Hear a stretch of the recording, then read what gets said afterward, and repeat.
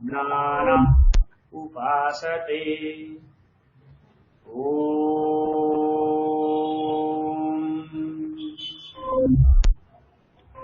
शांति शांति शांति।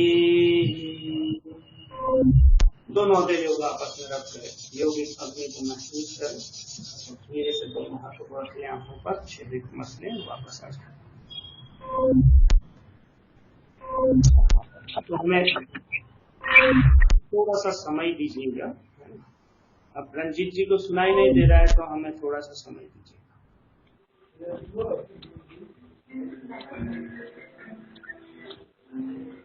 Mute कर तो दीजिए क्या? क्या है कि हमने जिस आईडी से पहले लॉगिन किया था वहां से हम आपको म्यूट नहीं कर सकते। अब जिनका आवाज बंद नहीं होगा उनको म्यूट कर देंगे, है ना। तो हमने बाकी और किसी का अनम्यूट है, अपने आप को म्यूट कर लीजिए। गुरुजी, हाँ जी, हाँ वो आपसे पहले रिक्वेस्ट किया था ना, वो इंग्लिश में थोड़ा दीजिए ना। हाँ मैं भेज दूंगा आपको, है ना। हाँ, आ जाएगा, don't worry. Okay, thank you. हाँ ओके।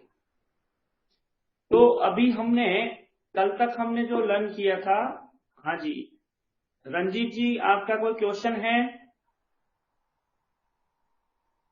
रंजीत जी पहले तो आपका वीडियो ऑन कीजिए, वीडियो पर आपका।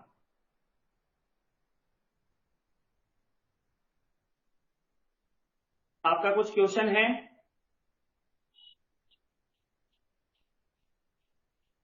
चलिए, नहीं है शायद उनका कोई क्वेश्चन। तो अभी हम आते हैं, अभी हमने सूक्ष्म व्यायाम पढ़े थे, आज हम पढ़ेंगे आसन। तो आसन हम पढ़ना स्टार्ट करेंगे। पहला आसन है हमारे पास में ताड़ासन। तो ताड़ासन के पहले मैं आपको बेनिफिट्स बता दूं, है ना। तो ताड़ासन जो है एक स्टैंडिंग आसन है, नंबर 1 स्टैंडिंग आसन है, और स्टैंडिंग आसन के साथ साथ ये बैलेंस बनाता है आपके शरीर। ताड़ासन एक स्टैंडिंग आसन है और बैलेंस बनाता है, ठीक है, एक बैलेंसिंग आसन है। अभी अगर हम इसकी बेनिफिट की बात करें तो बेनिफिट में हमारे पास क्या था, फटीग को दूर करता है। ये आसन जो है फटीग को दूर करता है, अस्थमेटिक प्रॉब्लम जिसको है उसको दूर करता है, बैकेट को दूर करता है, आपकी जो बेली है बेली फैट को कम करता है, और डाइजेशन सिस्टम को इम्प्रूव करता है, और साथ ही साथ एंजाइटी को दूर करता है। कौन सा आसन? ताड़ासन। अब ताड़ासन में और देखते हैं तो आगे जब हम बेनिफिट की और बात करते हैं, जब हम आगे बढ़ते हैं, जब हम पूरी बॉडी को स्ट्रेच करते हैं, ऊपर ऐसे खींचते हैं, तो आपकी पूरी स्पाइन खींचती है, मतलब आपके शोल्डर खींच रहे हैं, स्पाइन खींच रही है, आपके जो है नी जॉइंट वो जो है पुल हो रहे हैं, खींच रहे हैं।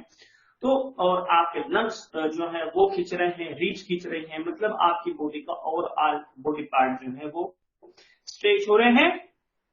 तो यहां से हम ये देखते हैं कि आपकी पूरी बॉडी जब खींच रही है तो आपकी बॉडी का पोस्चर जो है वो इम्प्रूव होता है इससे। तो ये बेनिफिट हो। अब प्रिकॉशंस की हम बात करें तो प्रिकॉशंस में उन लोगों के लिए जिनको शोल्डर इंजरी है या नेक इंजरी है, उन लोगों को नहीं करना है। और साथ ही साथ जो दोनों हथेलियों को ऊपर नहीं उठा सकते, जैसे फ्रोजन शोल्डर वालों को प्रॉब्लम रहती है, वो नहीं उठा सकते हैं, तो जहां तक वो खींच पा रहे हैं वहां तक खींच के रखें और उसे मेंटेन करें। तो ये आसन है हमारे पास ताड़ासन। मैंने आपको बेनिफिट भी बता दिए, प्रिकॉशन भी बता दिए, ठीक है। किसी का क्वेश्चन तो नहीं है ताड़ासन पर? चलिए, होगा भी तो हम बाद में इसकी बात करते हैं ना। हाँ ठीक है, अभी पूछो सर या लास्ट में पूछो? हम बाद में पूछ लेंगे, है ना। ठीक है सर। तो अभी दूसरा आसन, अभी स्टैंडिंग आसन बता रहा हूं। जो दूसरा आसन है वो आसन है हमारा वृक्ष आसन, है ना, रिपोज वृक्ष आसन। अभी मेरे को डेमो भी तो बताना है ना, ठीक है। तो मैं आपको पहले डेमो भी बताऊंगा कि कैसे हमें इन आसन को करना है, वो उसके बाद फिर हम जो है सारा कुछ कंप्लीट होने के बाद हम क्वेश्चन आंसर रखेंगे। तो दूसरा आसन जो है वो है हमारा वृक्षासन, है ना, ट्री पोज। अब वृक्षासन जो है वो ये आसन भी एक ऐसा आसन है जो महर्षि घेरेंद्र ने महर्षि घेरेंद्र संहिता में चैप्टर नंबर 2 में चैप्टर नंबर 2 में श्लोक नंबर 36 में उसकी बात है। ठीक, चैप्टर नंबर 2 श्लोक नंबर 36 इन घेरेंद्र संहिता। तो यहाँ ये भी एक ऐसा आसन है जो बैलेंसिंग पोस्चर है। अब आज के टाइम में हम देखते हैं ना, बात करते हैं, तो अभी लेटेस्ट रिसर्च ये बताई है कि 1980s के आसपास, 1980 के आसपास कोई भी एक व्यक्ति 65 तक की एज में अगर कोई है तो वो मिनिमम 30 सेकेंड्स जो है एक पैर के ऊपर खड़ा हो सकता है, एक पैर के ऊपर। आज के टाइम में वो खत्म हो गए, कितनी 35 to 40 के आसपास पहुंच गई। अगर 35 to 40 के ऊपर किसी व्यक्ति को आप बोलेंगे वृक्षासन लगाओ या एक पैर पर खड़ा हो, तो उनसे नहीं हो पाता। 1980s में 65 तक की एज का कोई भी व्यक्ति होता था वो आराम से जो है वो खड़ा हो सकता था। इसका ये लेटेस्ट रिसर्च है अभी, है ना। तो यहां क्यों जरूरी है वास्तव में, क्यों ये रिड्यूस हुआ और क्यों जरूरी है, ऐसी क्या जरूरत आन पड़ी कि हमें वृक्षासन करना जरूरी। तो वृक्षासन करने में वो बहुत सिंपल आसन है, लेकिन ये सबसे ज्यादा हेल्थ देता है। वो हेल्थ होती है आपकी स्पाइन, सेकंड नंबर आपका हार्ट, और थर्ड नंबर आपका मेटाबॉलिक सिस्टम, फोर्थ नंबर आपका डाइजेस्टिव सिस्टम। तो इतना ज्यादा काम करता है एक खड़े होने से। और आपकी बॉडी का बैलेंस तो इंप्रूव हो ही रहा है। जैसे हम बहुत सी बार किन किन के साथ हुआ कि हम बाथरूम में फिसल गए, कौन कौन फिसला बाथरूम में, ईमानदारी से आधा हाथ खड़ा करके बता दो। हाँ साहब, हम बाथरूम में फिसल गए, गिरे ना हो भले लेकिन फिसले जरूर। कोई नहीं फिसला भाई यार, मतलब मैं तो फिसला हूं एक बार, मुझे पता है। ठीक है, तो क्या होता है कि वहां आप अपने आप बॉडी का बैलेंस कैसे क्रिएट कर लेते हैं, it could done by vrikshasana.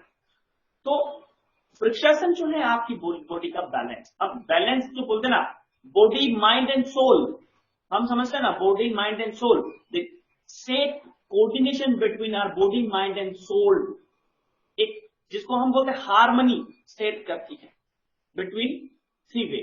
जो अब जब हम आगे बढ़ते हैं तो इस आसन से जो है अनाहत चक्र और आज्ञा चक्र की शक्तियां जागृत होती हैं। और ताड़ासन में मणिपुर चक्र की शक्तियां, ताड़ासन में मणिपुर चक्र की शक्तियां जागृत। यहाँ अनाहत और आज्ञा चक्र, अनाहत इज देयर और आज्ञा इज देयर। अभी आज्ञा और अनाहत ही क्यों आया, वाई, है ना, दूसरा भी तो आ सकता था ना। तो यहां इसलिए है कि जब हम बैलेंस बना रहे हैं, it's creating a balance form. जब आप आंखें बंद करते हैं, देखिए ताड़ासन में फिर भी आप थोड़ा सा कंट्रोल कर सकते हैं, but we can't control in a vrikshasana. जैसे ही हम आंखें बंद करते हैं, झट से हम इधर से इधर मूव होना स्टार्ट करते हैं। तो ताड़ासन में आज्ञा चक्र का कंट्रोल हो रहा है, it means it is giving a balance to our mind. तो दूसरा अनाहत, हमने बोला कि वृक्षासन करने से आपका हार्ट जो है वो बहुत हेल्दी रहता है, बहुत ज्यादा हेल्दी। तब किसी व्यक्ति विशेष को अगर प्रॉब्लम है, जैसे कोलेस्ट्रॉल की प्रॉब्लम है, वीक हार्ट है, हाई बीपी, लो बीपी, दोनों सब blah blah blah whatever heart से related so issues, so we can say you need to practise this posture. ठीक है, तो ये बेनिफिट की हमने थोड़ी बात करी, है ना, जो स्पेशल थोड़े बेनिफिट है, लेटेस्ट रिसर्च के पर बेस्ड बेनिफिट है। तो प्रिकॉशंस की और अभी हम बात करते हैं, अभी हमारे पास और भी बेनिफिट पड़े हुए हैं। तो प्रिकॉशंस में सबसे पहले माइग्रेन, इंसोम्निया, दो चीजों, migraine, insomnia, low blood pressure, इन लोगों को नहीं करना है ये क्वेश्चन। अगर कोई व्यक्ति बैलेंस नहीं बना पाता है तो देखिए प्रैक्टिस अगेंस्ट द वॉल। ठीक है ना, ये प्रिकॉशन समझ में आ गया इनको। अब इसके बाद हमने अभी थोड़े बहुत बेनिफिट तो बात करी है ना। कंसंट्रेशन लेवल स्टूडेंट के लिए बहुत अच्छे ताड़ासन और दोनों, है ना। ताड़ासन में मैं थोड़ी सी चीज और बताना भूल गया था, वो ये है कि ये हाइट बढ़ाने में बड़ा कारगर है, बच्चों को तो करवाना ही चाहिए, है ना। तो ये बहुत अच्छा आसन है ताड़ासन में। आप हाइट इंक्रीमेंट भी लिख लेना, है ना, और टू बैलेंस हार्मोन ये भी लिख लेना आप। दोनों ही आसन जो है हमारे हार्मोन्स को बैलेंस करते हैं, कैसे भी हार्मोन, सारे हार्मोन को बैलेंस करते हैं दोनों ही आसन। फिर बेनिफिट की ओर जब हम वापस वृक्षासन की तरफ टर्न करते हैं तो बेनिफिट और आते हैं। तो स्ट्रेस, एंजाइटी, है ना, stress, anxiety, nervousness, depression, mild depression, not a high depression, mild depression, इनको ये दूर कर देता है। और हम बात करते हैं तो कॉन्सेंट्रेशन लेवल मैंने पहले ही बता दिया, फोकस मैंने आपको पहले ही बता दिया है। और उसके बाद हमारे पास जो आते हैं वो ये हैं कि जब तक हम इस आसन को करते हैं तो आपकी शोल्डर जो है वो शोल्डर बिल्ड होते हैं, स्ट्रेंथ शोल्डर में बढ़ती है और आपका पैर जो है, हीप जो है वो ओपन होता है। आपके पैरों की स्ट्रेंथ बढ़ती है क्योंकि आपको बहुत टाइम तक एक ही कर खड़ा होना, ठीक है। तो ये और बेनिफिट आ गए, प्रिकॉशन की हमारे कंप्लीट यहां पर इसके, ठीक है। ये आसन का समझ में आया सारा कुछ, है ना। अब अगले आसन की हम बात करते हैं तो अगला आसन है वो है हमारे पास पादहस्तासन। पादहस्तासन के बाद हमारे पास आएगा अर्धचक्रासन, फिर त्रिकोणासन। ये स्टैंडिंग पोस्चर है हमारे सिलेबस में। तो पादहस्तासन जो है आपने देखा भी होगा, पादहस्तासन सूर्य नमस्कार में भी आता है, आता है कि नहीं आता? सूर्य नमस्कार में भी आता है। कौन से नंबर पर आता है सूर्य नमस्कार? सूर्य नमस्कार किन किन लोगों ने किया है अपने जीवन में? एक चेतना जी ने किया है, विनीता जी ने किया है, रंजीत जी ने किया है, अभिजीत जी ने किया है ना। तो सूर्य नमस्कार में कितने नंबर पर? नेहा जी ने भी किया है। कितने नंबर पर आता है?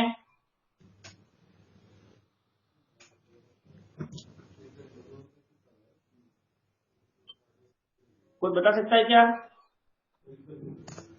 सेकेंड नंबर पे और उत्तानासन पे ना।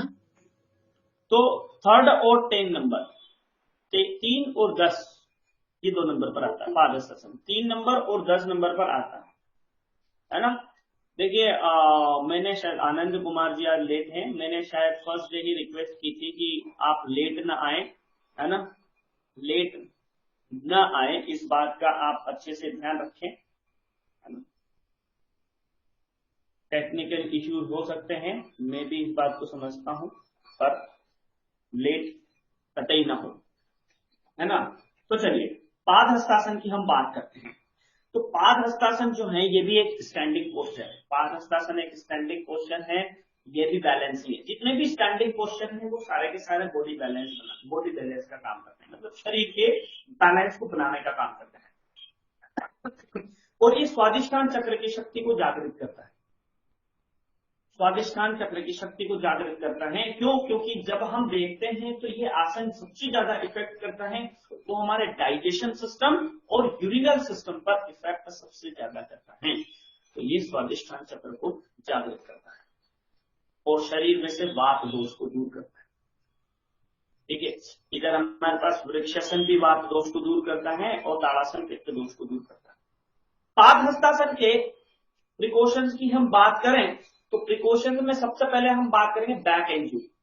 पादहस्तासन जिनको बैक इंजुरी है वो नहीं करना। अब वो भी स्पेसिफिक, जब आप फर्दर आगे जब आप पढ़ने जाएंगे और कोर्सेज तो आपको पता चलता जाएगा कि कौन सी बैक इंजुरी की बात की जा रही है, ठीक है। क्योंकि बैक इंजुरी एक तरह की तो होती नहीं है, हमें पता है ना, सब जानते हैं ना, एक तरह के बैक पेन नहीं होता, बहुत सारे तरह के बैक पेन होते हैं, है ना। जैसे हमारा हेडेक जो है ना, हेडेक एक तरह का नहीं होता, 4 तरह के हेडेक होते हैं हमारे, है ना। तो आपको धीरे धीरे ये सारी चीजें समझ में आने लगेगी जब आप थोड़ा धीरे धीरे पढ़ते जाएंगे। तो अभी बेनिफिट की प्रिकॉशंस मैंने बता दिया इसका, जिसको बैक इंजुरी है उसने नहीं करना। अब बेनिफिट की हम बात करते हैं। तो benefit, improve power of our digestion system, improve body posture, है ना, रिमूव कॉन्स्टिपेशन। कॉन्स्टिपेशन की अगर किसी को प्रॉब्लम है तो वो भी इस आसन से दूर होती है। रिमूव या relieve problem with sciatica and help with obesity. Good, it is good for urinal infection. It is also beneficial with menstrual cycle, menstrual discomfort, menstrual pain, cramps and all that things। तो ये इसके benefit की बात है। अभी हम और benefit की बात करते हैं, बॉडी के ऊपर जो आ रहे हैं वो बेनिफिट की बात करते हैं। तो आपका जो फ्रंट टोर जो है वो पूरा स्ट्रेच होता है, खींचते हैं ना, आपके शोल्डर खींचते हैं, आपकी पूरी बैक खींचती है, आपकी हैमस्ट्रिंग मसल्स खींचती हैं, आपकी जो काफ मसल्स है वो पूरी खींचती हैं, जॉइंट जो है आपके पूरे जो खींचते हैं, एंकल जॉइंट, नी जॉइंट खींचते हैं, ये सारे के सारे जॉइंट जो है स्ट्रेच होते हैं। स्ट्रेच होने के साथ ही साथ हम ये देखते हैं कि हमारी बैक जो है, बैक की फ्लेक्सिबिलिटी बढ़ती है इस आसन को करने से टूवर्ड्स दी फॉरवर्ड, है ना, आगे की ओर जब हम आते हैं तो हमारी बैक की जो है फ्लेक्सिबिलिटी बढ़ती है। बहुत सारे लोग आपके जीवन में जितने भी बैक पेन वाले आप लोग देखोगे, जिसको भी बैक पेन है, जैसे sciatica, slip disc, fibromyalgia, myofascial pain and other pain, that have problem forward. Shabbir ji, आपका कुछ क्वेश्चन है क्या? नहीं है ना। दूसरा कि जब हम आगे फॉरवर्ड बेंड हो रहे हैं तो आपकी जो एब्डोमिनल फेट है, एब्डोमिनल फेट जिसको हम लोअर एब्डोमिनल फेट बोलते हैं ना, इसी से हम सब परेशान रहते हैं। सही बात है कि नहीं है? हर किसी व्यक्ति के जीवन में लोअर एब्डोमेन पर ही फेट स्टोर होती है, बाकी कहीं नहीं होती। तो उससे भी ये आसन हिजाब दिलाने में बहुत ज्यादा कारगर सिद्ध होता है। तीसरा, कि जिस व्यक्ति विशेष को कोल्ड और कफ की प्रॉब्लम रहती है ना, कोल्ड बार बार हो जाता है, उसके लिए भी अच्छी खबर ये आसन देता है। तो इतने बेनिफिट इस आसन के हमने देख लिए, प्रिकॉशंस भी हमने इस आसन के देख लिए, है ना। अभी हम आते हैं त्रिकोण आसन, हमारे पास त्रिकोण आसन बचा है ना। त्रिकोण आसन हम आते हैं तो त्रिकोण आसन हमारे पास क्या है? त्रिकोण आसन भी एक फॉरवर्ड बेंडिंग आसन है, सॉरी बैलेंसिंग आसन है, स्टैंडिंग आसन है, बैलेंसिंग आसन है, मणिपुर चक्र की शक्ति को जागृत करता है और शरीर में से पित्त और वात दोष को दूर करता है, पित्त और वात दोष को दूर करता है। अब हम इसके प्रिकॉशंस की बात करें तो प्रिकॉशंस में हमारे पास है कि जिस व्यक्ति का लो ब्लड प्रेशर है, लो ब्लड प्रेशर वाले को ये आसन नहीं करना, लो ब्लड प्रेशर वाले को नहीं करना, डायरिया वाले को नहीं करना, हेडेक वाले को नहीं करना, है ना। इतना हो गया प्रिकॉशंस में। अब अगला, जो हार्ट से रिलेटेड प्रॉब्लम है, जिसको हार्ट से रिलेटेड प्रॉब्लम है ना, जिसको भी होती है हार्ट से रिलेटेड, तो वो व्यक्ति जो है अगेंस्ट वॉल करे, दीवार के सहारे इस आसन को परफॉर्म करें। फिर अगला है जिसको हाई बीपी की प्रॉब्लम होती है, वो नीचे की तरफ देखें, ऐसे नीचे।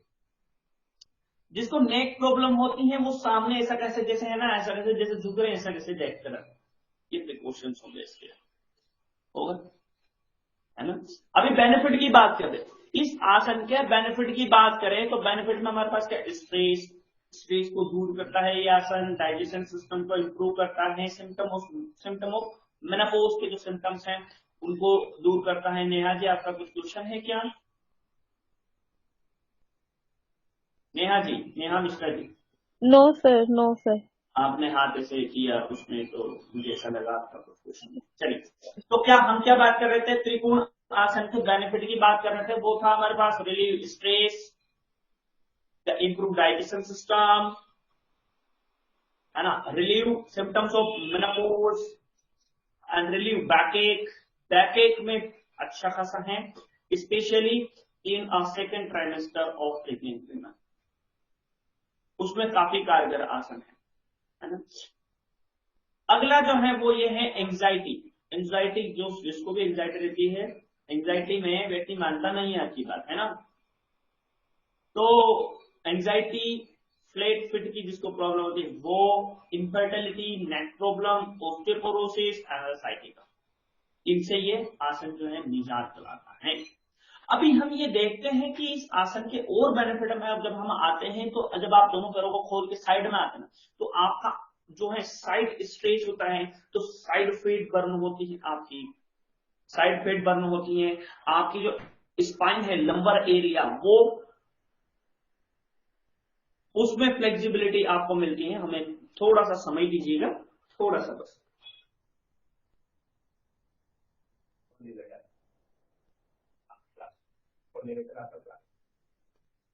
तो यहां क्या है हमारे पास में, स्पाइन को स्ट्रेच करता है, जिससे स्पाइन की फ्लेक्सिबिलिटी आपकी बढ़ती है और स्पाइन में इलास्टिसिटी मिलती है। और साथ ही साथ हम ये देखते हैं कि आपके हीप की जो फ्लेक्सिबिलिटी है वो बढ़ती है, और एब्डोमिनल ऑर्गन्स जो हैं, डाइजेशन सिस्टम इंप्रूव हो रहा है तो एब्डोमिनल ऑर्गन को एक्सरसाइज मिलती है जो हमारे सिस्टम के लिए बहुत ज्यादा लाभदायक है। तो ये त्रिकोण आसन की बात हो गई कंप्लीट। त्रिकोण आसन के बाद हम आते हैं अर्धचक्रासन, उसको एंड में लेंगे। तो सबसे पहले हम ताड़ासन देखते हैं कैसे करेंगे, ठीक, फिर वृक्षासन, वृक्षासन के बाद पादहस्तासन, फिर त्रिकोणासन। ये आसन हमने कैसे करना है वो हम आपको बताते हैं, ठीक है ना, रेडी। चलिए, तो सबसे पहले हम बात करेंगे ताड़ासन की। अब ताड़ासन हमें कैसे करना है हम पहले आपको बता देते हैं कि मेज पर आपको खड़े होना है, दोनों पैरों को एक साथ मिलाना, और जब दोनों पैरों को एक साथ मिलाया हुआ हमने तो दोनों हाथ बॉडी के पास में ऐसे चिपके हुए। ये स्थिति होगी सम स्थिति, कौन सी, सम स्थिति होगी। अब सम स्थिति के बाद आपने क्या करना है, सांस लेना है। Inhale, lift your both hands up to shoulder level, with exhalation turn towards the ceiling. Inhale, again lift your hand beyond, inhale, ऐसे आपको उठाना, और धीरे से एड़ियां भी उठा देना ऐसे।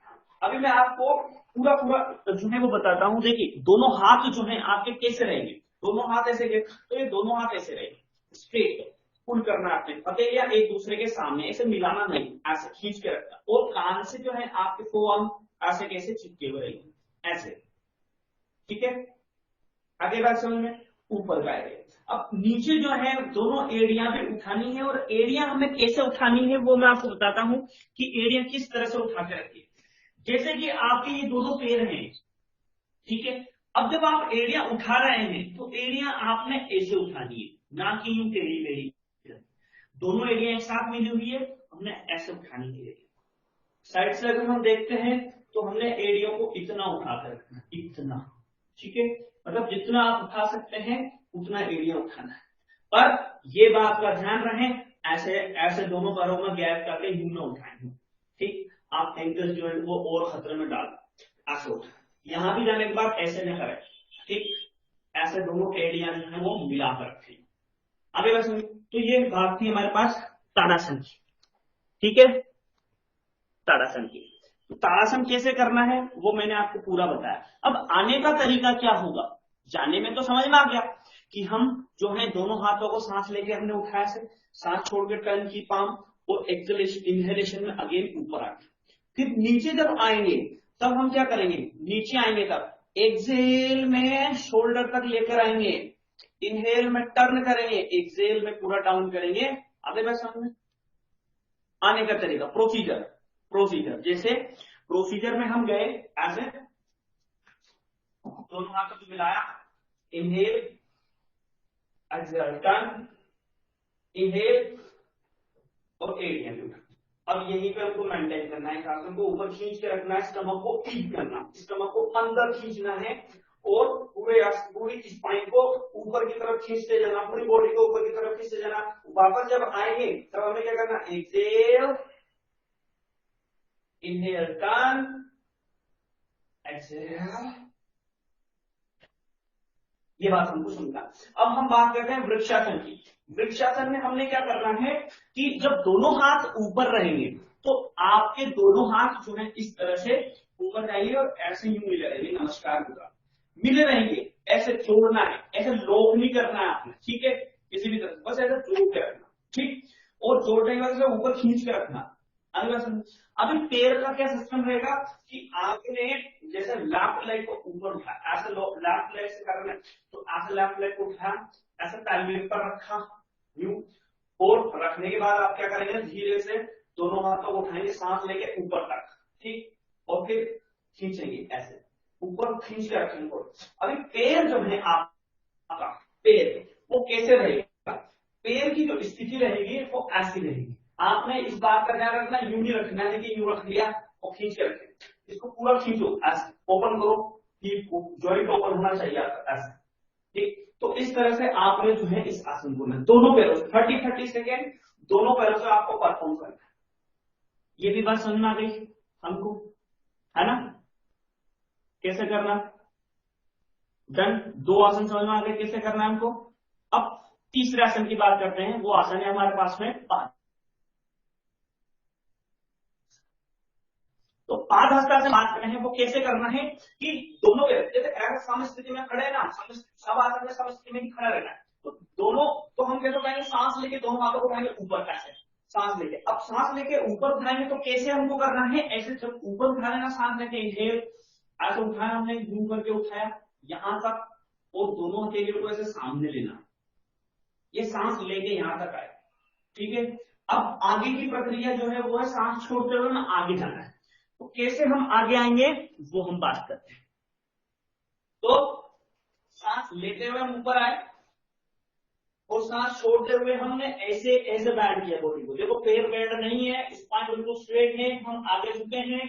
फिर धीरे धीरे हमने क्या किया, दोनों हाथ जो है वो दोनों हथेलियां दोनों पैरों के पास में रखा, घुटने बैंड नहीं करना है ना, दोनों पैरों के पास में रखा ऐसे, और खुद के जो आपका सिर है वो घुटने से टच करना ऐसे, यही रोक के रखना। फिर वापस आएंगे, तब सांस लेंगे यहां तक आएंगे और ऊपर आके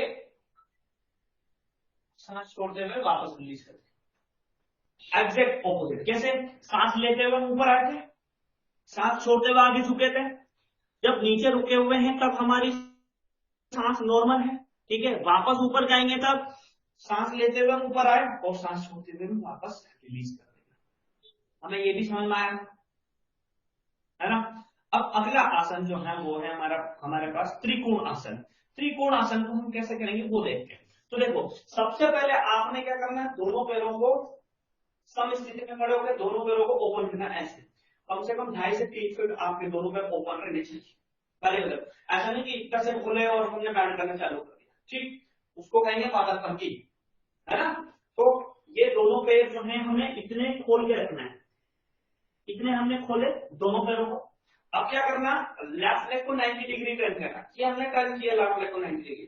सांस लेके दोनों हाथों को उठाना शोल्डर लेवल तक, और सांस छोड़ते हुए में नीचे आ जाना ऐसे, और आपकी जो लेफ्ट हथेली है वो लेफ्ट सोल मतलब कि आपका जो लेफ्ट पंजा है उसके पास में से रख देना है और ऊपर देखना है। दोनों हाथ जो है मिला लो, ये दोनों हाथ है हमारे, ऐसे इसको सीधा उठा दो, ये एक लाइन में रहेगा और ऊपर देखो ऐसे। अब जो दूसरा हाथ रहेगा वो ज्ञान मुद्रा में रहेगा, मिडिल फिंगर को आपको देखना है कंटिन्यूअसली ऐसे, ठीक।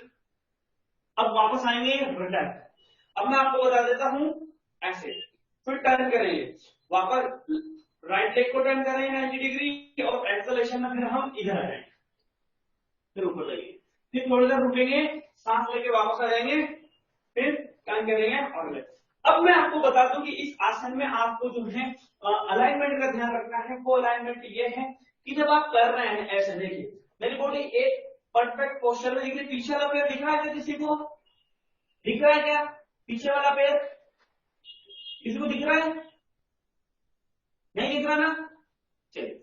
अभी आपको बटक्स दिख रहे हैं, दोनों बटक्स एक साथ दिख रहे, ऐसे हाथ उठाया और धीरे से देखो अब हम आए हैं नीचे, मैं नीचे आया हूं, तो क्या आपको बटक्स दिख रहे हैं, किसी को बटक्स दिख रहे हैं, नहीं दिख रहे ना, बस चेस्ट मेरा जो है मैं ऐसे नहीं कर रहा हूं कि नीचे आने के लिए मैंने ऐसे किया तो बटक्स बाहर चले गए, मैंने हाथ को रखा ऐसे, बटक्स को किया इन, चेस्ट को किया ओपन, खोला और ऊपर देखा, ऊपर देख रहा हूं।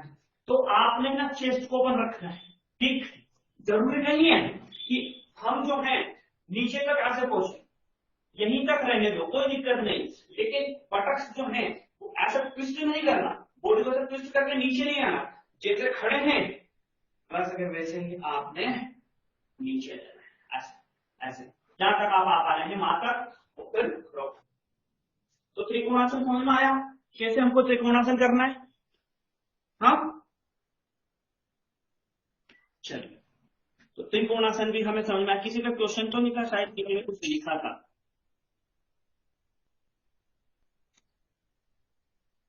सुजीत कुमार मंडल जी। तो अभी हम अर्धचक्रासन की बात करते हैं। पहले अर्धचक्रासन हम कर लेते हैं, उसके बाद हम बात करेंगे कि अर्धचक्रासन हमें इसके बेनिफिट और सारी चीजें जो है अर्धचक्रासन की वो क्या क्या है, ठीक है ना। अर्धचक्रासन कि वो हम कैसे करेंगे, पहले हम वो बात कर लेते हैं। तो हम क्या करेंगे, दोनों पैरों को सम स्थिति में रखना है आपको, इस बात का हमने ध्यान रखना है। और दोनों हाथ जो है वो आपको ऐसे बैक पर रखना है। अब बैक पर कैसे रखना है वो मैं आपको बता देता हूँ। ये बैक पर जो है दोनों हाथ ऐसे ऐसे रखना है आपने, ऐसे इस तरह से, ठीक है। और दोनों हाथ जो है आपके ऐसे बाहर खुल रहे हैं, तो उन दोनों हाथों को पकड़ के पीछे से खींच के रखो ऐसे, ठीक है। अभी बात समझ में आ गया सब, ठीक है। अब दूसरा हम क्या करेंगे, सांस लेते हुए आएंगे तो घुटनों को बैंड नहीं करेंगे, ठीक, घुटनों को बैंड नहीं करेंगे, घुटने बिल्कुल स्ट्रेट रहेंगे सीधे। तो हमने दोनों हाथ रखे ऐसे पीछे, सब स्थिति में खड़ा होना है, मतलब दोनों पैर मिला के खड़े रहना है, ठीक है। इस बात का हमेशा ध्यान रखना। तो अभी हम जब खड़े हो जाएंगे तो हमने क्या करना, सांस लेते हुए हमको पीछे जाना, ठीक है। इनहेल, सांस लेते हुए घुटने बेंड नहीं करना, ऐसे धीरे धीरे धीरे धीरे धीरे धीरे धीरे धीरे धीरे धीरे आपने आना है और रोक कर ऐसे, ठीक है। घुटने जरा से बेंड नहीं करना, 10 काउंटिंग करना, सांस नॉर्मल रहेगी और फिर वापस आ जाएगी, ठीक है। तो ये हमारे पास है पादहस्तासन। अब पादहस्तासन के हम प्रिकॉशन तो सारी चीजें पढ़ लेते हैं। तो पादहस्तासन लो ब्लड प्रेशर वाले को पादहस्तासन नहीं करवाना। Precautions, headache, migraine, diarrhoea, insomnia, hernia, इनमें नहीं करवाना। साइटिका में नहीं करवाना, है ना। हार्ट और किसी व्यक्ति को जैसे ड्यूडल अल्सर है उसको भी हमने जो है नहीं करवाना। तो ये प्रिकॉशंस हैं इसके अर्धचक्रासन। अब उसके बाद बेनिफिट की बात करते हैं। तो बेनिफिट में brings improvement in our back pain, जैसे स्लीप डिस्क का पेन हो गया, अदर पेन, तो बैक पेन में इंप्रूवमेंट देता है ये आसन। एंग्जाइटी को दूर करता है, छोटा मोटा बॉडी पेन अगर आपकी बॉडी में रहता है तो उस बॉडी पेन को दूर करता है। ऑस्टियोपोरोसिस की प्रॉब्लम से निजात दिलाता है, इंडाइजेशन और गैस्ट्रिक प्रॉब्लम को दूर करता है, बैलेंस बनाता है बॉडी में, और स्पाइन जो है आपकी वो टूवर्ड्स बैकवर्ड जो है वो फ्लेक्सिबल बनती है, और मेंस्ट्रुअल पेन से महिलाओं को निजात इससे मिलती है। और दूसरी देखते हैं तो हमारा माइंड जो है वो थोड़ा शांत रहता है, रिलैक्स रहता है। इस आसन को करने से आपकी स्पाइन की फ्लेक्सिबिलिटी बढ़ती है, आपका जो चेस्ट है वो एक्सपांड होता है, तो रिब्स जितनी भी है रिब्स ओपन होती हैं, जिससे हमारे लंग्स जो ओपन होते हैं, सांस लेने में हमें और ज्यादा जो है हम प्राणिक श्वास ले सकते हैं, जिससे ऑक्सीजनेटिक सिस्टम हमारी बॉडी में बढ़ता है, स्ट्रेंथ मिलती है हमारी एंकल जॉइंट को, नी जॉइंट को, थाई को, बटक्स को, और स्पाइन को स्ट्रेंथ मिलती है, क्योंकि बैकवर्ड साइड में हमने पूरे बॉडी के बैलेंस को, पूरी बॉडी के वेट को बैलेंस कर रखा है। और साथ ही साथ आप ये देखते हैं कि ग्रोइन मसल्स, हैमस्ट्रिंग मसल्स, काफ मसल्स, और इसी के साथ चेस्ट जो है उनको भी जो है स्ट्रेंथ मिलती है। एब्डोमिनल गैस्ट्रिक प्रॉब्लम दूर हो रही है, तो एब्डोमिनल ऑर्गन और आपका डाइजेशन सिस्टम इस आसन से इंप्रूव होता है ना। तो ये हमारा स्टैंडिंग पोस्चर थे जो आज हमने एक्सप्लेनेशन इनका दिया। किसी का कोई क्वेश्चन हो इनसे रिलेटेड तो आप पूछिए, फिर हम प्रैक्टिस करते हैं। पूछिए। सर जो अष्टांग योगा है ना, इसका बॉडी में थोड़ा बढ़ने से अच्छा लगता है। सॉरी समझ नहीं आया। जो अष्टांग योगा होता है ना, अष्टांग योगा का जो अष्टांग है ना, हाँ, उसका बारे में थोड़ा बढ़ने से अच्छा होता है सर। उसके बारे में थोड़ा सा और बताएं। हाँ जी। ठीक। तो देखिए अष्टांग योग जो है वो महर्षि पतंजलि के द्वारा दी गई विधा है। इसमें 8 अंग की बात कही है, योग के 8 अंग है ना, ये आपके सिलेबस में भी दिए हैं। यम, नियम, आसन, प्राणायाम, प्रत्याहार, धारणा, ध्यान एंड समाधि। तो ये वाला श्लोक जो है चैप्टर नंबर 2 श्लोक नंबर 29 में आपको मिल जाएगा। चैप्टर नंबर 2 श्लोक नंबर 29। यम नियम आसन प्राणायाम प्रत्याहार धारणा ध्यान समाधयो अष्टांग अंगानि, उन्होंने ऐसा करके सूत्र दिए। तो यम जो है वो सामाजिक कुरूपता को दूर करने के लिए है। यम का अगर आप पालन करते हैं तो महर्षि पतंजलि ने 5 तरह के ताड़ासन के प्रिकॉशंस और बता दे। ताड़ासन के एक ही प्रिकॉशंस हमने बताया था, है ना, एक ही प्रिकॉशंस है ताड़ासन का, ठीक है। जिनका शोल्डर नेक पेन है उनको नहीं करना है ताड़ासन का। तो यहाँ यम जो है, यम 5 तरह के यम उन्होंने एक्सप्लेन की है। 5 तरह के यम हैं आपके पास में, सत्य, अहिंसा, अस्तेय, अपरिग्रह और ब्रह्मचर्य। इनका अगर हम पालन करते हैं तो समाज में हम एक बहुत अच्छा व्यक्तित्व या बहुत अच्छी पर्सनालिटी हमारी होती है। एक सीधा व्यक्ति है ना, सत्य अहिंसा, हमेशा हर व्यक्ति से सत्य कहना चाहिए, अहिंसा करना, मतलब कि जैसे महात्मा गांधी का मूल मंत्र है अहिंसा, है ना, महावीर जी का मूल मंत्र है अहिंसा परमो धर्म, है ना, अहिंसा ही परम धर्म है। तो अहिंसा, सत्य रहना, अहिंसा, अस्तेय, चोरी नहीं करना किसी भी चीज की। आपके सामने कुछ भी पड़ा है, कुछ भी रखा है, तो दैट इज कॉल्ड अस्तेय। आप चोरी नहीं करना मन वचन और कर्म से। उसके बाद आता है अपरिग्रह, जितना है उतना ही रखो, ज्यादा इकट्ठा करके क्या लेना देना, है ना। ज्यादा इकट्ठा कर भी लोगे तो तुम्हारा किस काम का, क्या काम आना तुम्हारा, कुछ काम नहीं आना, तो खाली आता है, खाली आ जाना। फिर आता है ब्रह्मचर्य। ब्रह्मचर्य का पालन जो है योग विधा में बहुत ज्यादा इंपॉर्टेंस रखता है। शक्ति का हास न करना मन वचन और कर्म से। तो जैसे कि चरणदास जी ने अष्टांग योग उनने भी लिखा है, चरणदास जी ने ब्रह्मचर्य को बहुत कड़े से पालन करने को कहा, बहुत ही कड़े से। आज के समय में तो शायद ब्रह्मचर्य का पालन ही ना हो किसी से। तो ये 5 यम हैं, 5 नियम दिए गए हैं। 5 नियम जो है वो है आपके पास सोच, संतोष, तप, स्वाध्याय और ईश्वर प्रणिधान। सोच जो है, सोच मतलब ऐसा नहीं कि आपने जो सोचा, नो, थिंकिंग, नोटिस थिंकिंग। सोच मतलब कि ये कि आपने नित्य कार्य जो है आपके सोच आदि नित्य कार्य जो है आपके वो खत्म करना है आपको। संतोष जितना मिल रहा है उसमें आपको खुश रहना है। ऐसा नहीं है कि आपने अपरिग्रह में जितना इकट्ठा करना है कर लिया, ज्यादा इकट्ठा करने से क्या मतलब। अब ज्यादा मतलब इतना भी नहीं कम कि हमारा काम ही ना चले, लेकिन जो मिल रहा है उसमें ही आपको संतोष रखना, धैर्य रखना। तप मतलब कि शरीर को आपको तपाना है। स्वाध्याय अपने स्वयं के बारे में अध्ययन करना है। पहले इसको अभी नादानुसंधान इसका नाम दे दिया गया है। स्वाध्याय पहले होता था वेद शास्त्रों का ज्ञान होना।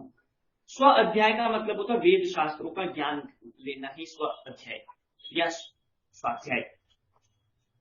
फिर आता है ईश्वर प्रणिधान, total surrender to the God. भगवान को छोड़ दो सब कुछ, everything is given by God, given to God. तो सब कुछ हमने भगवान को दे दिया, हमें कुछ चाहिए नहीं, जो कर रहे हैं वो सब भगवान को दिए, तो वो होता है हमारे पास ईश्वर। तो 5 नियम के बाद उन्होंने आसन बताए हैं। आसन को मात्र एक शब्द में उन्होंने एक्सप्लेन किया, स्थिर सुखमासनम, जहां जैसे जिस स्थिति में स्टेबिलिटी है, कोई मूवमेंट नहीं और वहां आनंद मिल रहा है, दैट इज कॉल्ड आसन। और अगर हम जैसे भी बैठे हैं वहां आनंद प्राप्त नहीं हो रहा है, दुख दर्द महसूस हो रहे हैं, क्योंकि यहाँ पर जब हम आते हैं प्रयत्न शैथिल्य अनंत समापतिभ्याम, जब स्थिर सुखमासनम की बात करते हैं तो उसके बाद अगर प्रयत्न शैथिल्य अनंत समापतिभ्याम, अनंतता की ओर जाने के लिए जितने भी प्रयत्न आपने किए, प्रयत्न शैथिल्य मतलब कि शैथिल्य का मतलब होता है खत्म होना। They collapsed, all that efforts are collapsed, वहां पर खत्म हो चुके हैं, जितने भी प्रयत्न थे वो सब कुछ खत्म हो चुके और आप अनंतता की ओर बढ़ रहे हैं। तब होता है तो द्वंद्वाना विघात, मतलब जितने भी कॉन्फ्लिक्ट रहते हैं, द्वंद्व जितने भी हो रहे हैं, कॉन्फ्लिक्ट जितने भी आ रहे हैं, बॉडी में हो कहीं भी हो, वो सब खत्म हो चुके। तो द्वंद्वाना विघात, विघात का मतलब होता है खत्म हो जाना है। तो ये उन्होंने आसन को एक्सप्लेन करने के लिए। फिर आता है प्राणायाम, प्राणायाम को उन्होंने एक्सप्लेन किया तस्मीन स्वती, श्वास प्रश्वास बदलियो गति विच्छेद।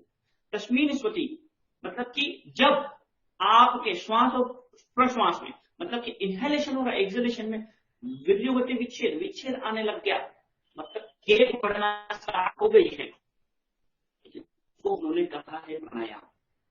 फिर प्रकार आता है तो कंट्रोल आवर सेंसेस, पांचों सेंस, उन्होंने भी यही कहा, गीता में यही कहा, जहां भी प्रत्याहार पढ़ोगे यही बात मिलेगी कि हमारे पास जो मोटार सेंसेस हैं, है ना, आंख नाक श्वास कान और स्किन, इनको कंट्रोल कर लेना, दैट्स कॉल्ड प्रत्याहार। प्रत्याहार के बाद धारणा, किसी भी एक ऑब्जेक्ट पर आपका ध्यान केंद्रित हो गया, मतलब आप एक ही जगह रुक गए, दैट इज कॉल्ड धारणा, आपने उसको धारण कर लिया। उसके बाद ध्यान समाधि ये है हमारा अष्टांग योग। अभी इंटरनेट खत्म हो चुका है, इंटरनेट की थोड़ी प्रॉब्लम है।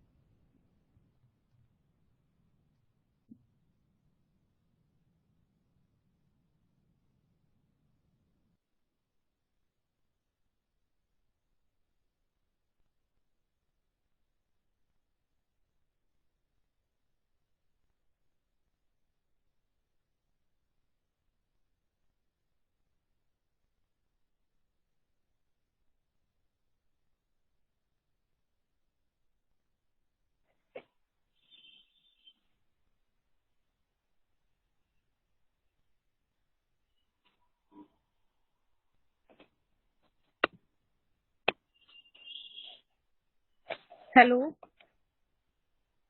हेलो, मुझे आवाज ही नहीं आ रही।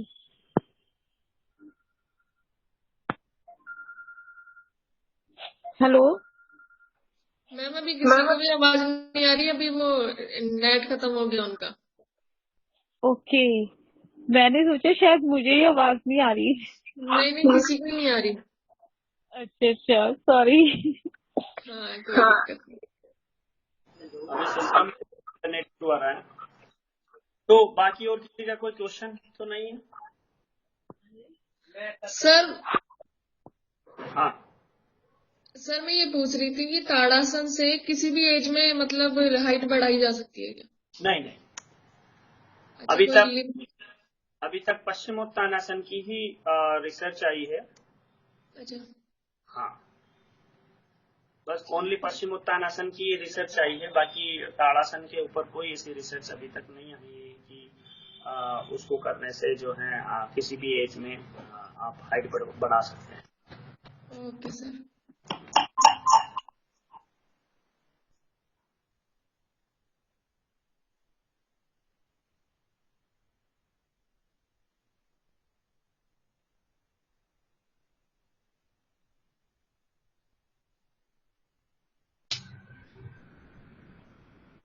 और क्वेश्चन है किसी का?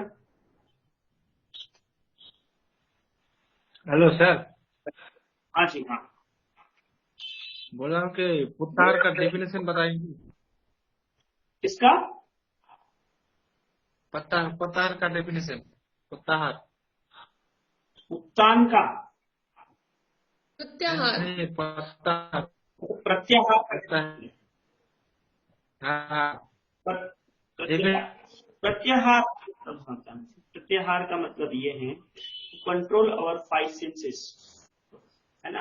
अगर आप पतंजलि की बात करते हैं तो पतंजलि योग सूत्र में chapter number 2, I am just going to find you, Patanjali yoga sutra chapter number 2 और श्लोक number, wait a minute, chapter number 2 में हमारे पास जो है, मैं श्लोक बता देता हूं आपको। बेस्ड ऑन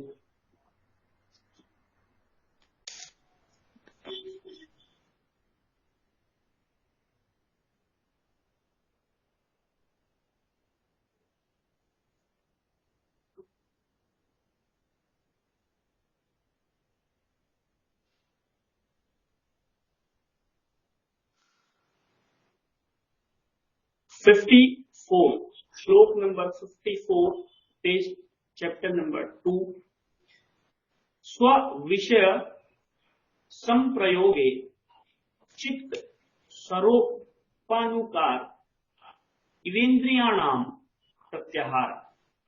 इट मीन्स जब आपकी इंद्रियां, जिसको हम सेंसेस बोल रहे हैं, है ना, 5 जो मोटा सेंसेस हैं आपके, उनको उनके सब्जेक्ट से हटा देना। प्रत्याहार का मतलब होता है प्रति का मतलब होता है उल्टा, ऑपोजिट। आहार का मतलब होता है डाइट।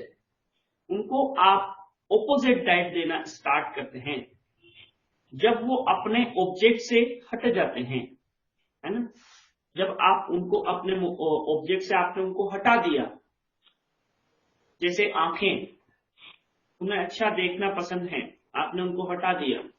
जिह्वा को बहुत अच्छा अच्छा खाना पसंद है, आपने उनको उनके सिस्टम से, जैसे अच्छा खाना पसंद है उसको उससे हटा दिया, ऑपोजिट टाइप देना स्टार्ट किया, तो कंट्रोल में आना स्टार्ट हो जाते हैं। दैट इज कॉल्ड प्रत्याहार। इसको हम कहेंगे प्रत्याहार, है ना। और किसी का कोई क्वेश्चन है? सर एंजाइटी और फोबिया में क्या अंतर है? सॉरी, आवाज नहीं आ रही आपकी। सर मैं ये जानना चाह रहा हूँ कि एंजाइटी और फोबिया में क्या अंतर है? नहीं, आप एक बार लिख दीजिए, है ना, चैट बॉक्स में डाल दीजिए क्या पूछ रहे, क्योंकि आपकी आवाज कट रही है। सर मेरा एक क्वेश्चन है। सर हाँ जी जी। हाँ, जो योगा वॉलंटियर जो कोर्स है, हाँ हेलो, योगा वॉलंटियर जो कोर्स है, वो कोर्स हाँ का डिटेल्स ईमेल तो भेजेगा। हेलो, हाँ हाँ। योगा वॉलंटियर जो कोर्स है, कोर्स कहाँ पाएगा? मालूम है? इसके बेनिफिट क्या होंगे, आप क्या क्या कर सकते हैं इससे सर? हम जो बोला योगा वॉलंटियर जो कोर्स है, से कोर्स कहाँ के मिलेगा? योगा वॉलेंटियर का कोर्स कहाँ से मिलेगा? आप अभी हाँ। जहाँ से कर रहे हैं वहीं से आपको मिलेगा, और आयुष मिनिस्ट्री से आपका सर्टिफिकेट आएगा। आयुष हाँ। मंत्रालय। हाँ। कोर्स डिटेल्स, आसन प्राणायाम, जो प्रैक्टिकल नॉन प्रैक्टिकल वही बोला। अभी हम कर तो रहे हैं प्रैक्टिकल वॉलेंटियर का। हाँ। हाँ, और क्या जानना है आप? जो कितना घंटा कोर्स, जो सिलेबस है ना, हाँ, जो सिलेबस है वही सिलेबस क्या मिलेगा? जो सिलेबस है आपके पास है ना सिलेबस तो? नहीं। हाँ सर एक्चुअली वो पूछ रहे हैं जो आप पढ़ा रहे हैं उसके हाँ। अकॉर्डिंग तो जो आपने भेजा है वो तो सिर्फ आसन है और उसके बेनिफिट्स है और उसके साइड इफेक्ट्स है, यही भेजा है। ये जो आप बता रहे हैं श्लोक्स और जो डिटेल में बता रहे हैं वो हमें कहाँ से मिलेगा? अच्छा, ये फर्दर जो डिटेल्स आपके पास है, हमारे पास बुक है, पतंजलि योग सूत्र की बुक है, उसमें आपको मिलेगा। भगवत गीता है उसमें मिलेगा, गैरंटी संहिता बुक है उसमें मिलेगा। जब आप और डिटेल में पढ़ना स्टार्ट करते हैं योग को, जैसे और भी फर्दर कोर्सेज है हमारे पास, उन कोर्सेज को पढ़ना जब आप स्टार्ट करते हैं तो आप उस लेवल पर पहुंचेंगे जो आप चाहते हैं। वॉलंटियर का कोर्स मात्र कि एक इंट्रोडक्टरी जो बोलते हैं ना कोर्स है, एक इंट्रोडक्टरी कोर्स जो आपको योगा के बारे में बताता है कि योग है क्या, कहाँ से इसका स्टार्टिंग हुआ, कहाँ पर है। अब जैसे मैं बात करूँ कि थेरेपी की रिगार्डिंग बात करूँ तो आपको बहुत सारा कुछ पढ़ना पड़ेगा, उसके बाद आप थेरेपी के रिगार्डिंग बात करते हैं, है ना? तो सर ये इस कोर्स को करने के बाद मतलब क्या क्या कर सकते हैं हम, थोड़ा इस सा बताएंगे प्लीज? इस कोर्स को करने से आप जो है, जैसे हम नॉर्मल ग्रुप क्लास ले सकते हैं, है ना? हम नॉर्मली गार्डन में लोगों को सिखा सकते हैं। ये काम हम आराम से इजीली कर सकते हैं इस कोर्स को करने से, है ना? अच्छा, मतलब किसी को पर्सनल क्लास दे सकते हैं? पर्सनल क्लास के लिए आपके पास और ज्यादा नॉलेज होना चाहिए, क्योंकि पर्सनल क्लास में एक्चुअली मैं बताऊं तो किसी भी व्यक्ति विशेष को अगर वो बीमार हैं तभी आपसे पर्सनल क्लास लेगा। थेरेपी आप उनको दे रहे हैं, personal class in the sense therapy आप उनको दे रहे हैं, और थेरेपी इन द सेंस आपको हर एक चीज के बारे में पता होना चाहिए, शरीर और योग दोनों ही, है ना? सर मेरा एक और क्वेश्चन क्या, मतलब मैं पूछना चाह रही थी कि मुद्राओं के बारे में थोड़ा थोड़ा बेसिक नॉलेज अगर दे देता। देखिए, मुद्राओं के बारे में आपके पास जितनी मुद्राएं आपके सिलेबस में है वो तो मैं आपको बताऊंगा ही, है ना? उसके बाद आप और जो लर्न करना चाहते हैं तो फर्दर जो एक्स्ट्रा कोर्सेज हैं उनमें आपको बहुत सारी चीजें पढ़ने को मिलेंगी। नहीं सर, बेसिक मतलब जो चीजें होती हैं वो। हाँ, जो आपके सिलेबस में वो तो मैं आपको बताऊंगा, है ना? आपके सिलेबस में मुद्राओं के बारे में कोई जानकारी नहीं है, लेकिन ज्ञान मुद्रा में हम बांटा है। हम मानसिका मुद्रा करेंगे तो उसके बारे में मैं बताऊंगा आपको। दो और एक शंभु की मुद्रा जो भ्रामरी प्राणायाम करते हैं उनके बारे में भी मैं आपको बताऊंगा, है ना? Hello sir.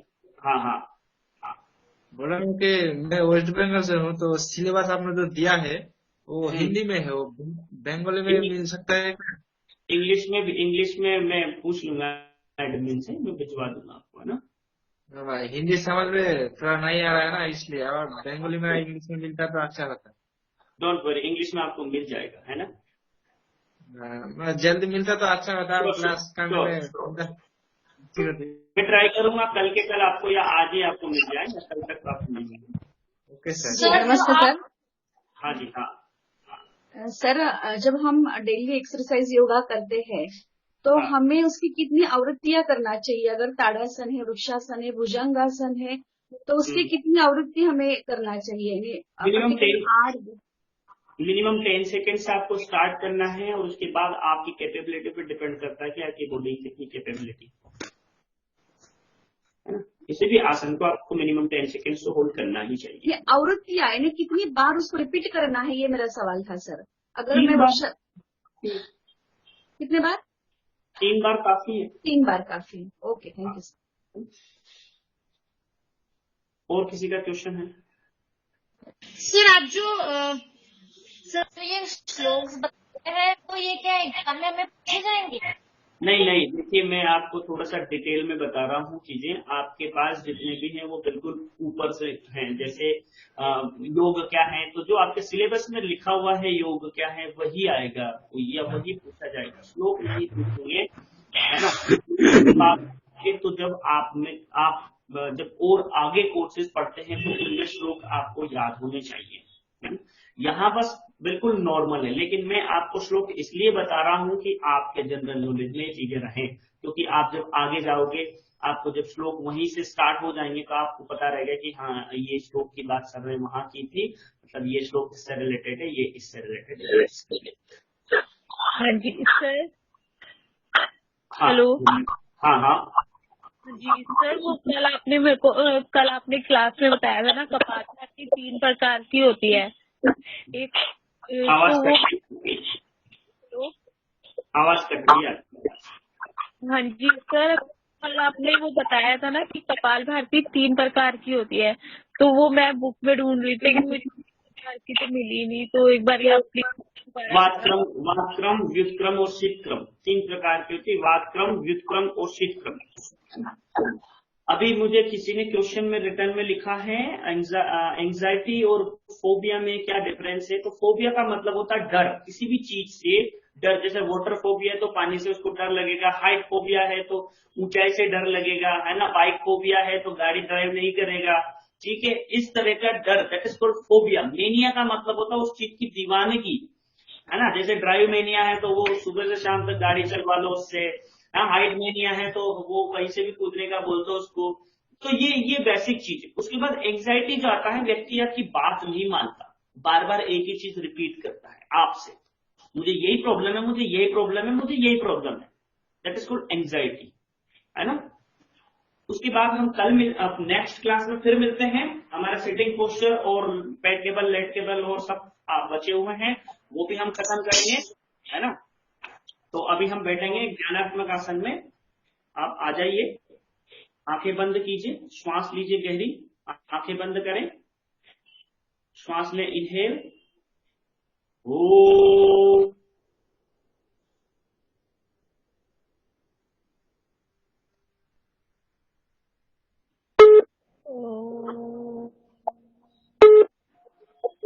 सर्वे भवन्तु सुखिनः, सर्वे सन्तु निरामयाः, सर्वे भद्राणि पश्यन्तु, मा कश्चित् दुःखभाग् भवेत्।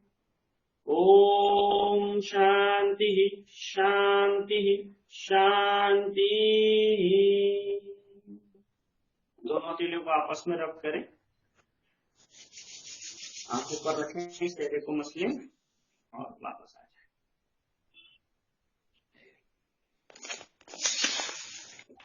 साथियों, कल मिलते हैं नेक्स्ट क्लास में।